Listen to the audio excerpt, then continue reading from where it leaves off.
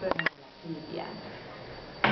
Nämä 3 noin 7-vuotiaista neitokakadua etsivät uutta kotia. Elvis on tässä. Hän on uros. Ja sitten on Adalmiina tuossa orrella.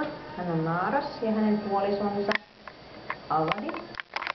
Linnuille etsitään joko yhteistä kotia, tai sitten siivekkäät voivat lähteä maailmalle niin, että Elvis saa uuden puolison ja pariskunta Aladin ja Adalmiina pysyvät yhdessä.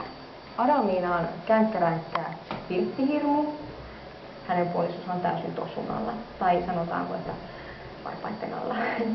Ja uteliaita kaikki. Ja hyvin kesyjä silleen, että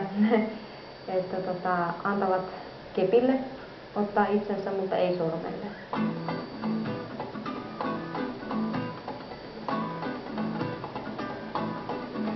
Nämä linnut on tosi sosiaalisia. Ne kaipaa ihmisen kanssa touhuamista ja niiden täytyy päästä lentämään. Eli niitä ei saa pitää häkissä koko elämäänsä. Linnut tarvitsevat kodin, jossa ne saavat lentää turvallisesti vapaana. Ne tarvitsevat myös paljon ihmisen seuraa ja huomiota koko elinikänsä, eli noin 20 vuotta.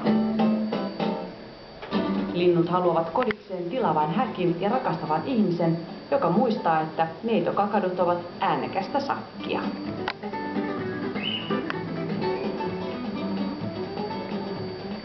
Lisää kotia etsiviä eläimiä löytyy nettisivuiltamme. Siellä voit myös ilmoittaa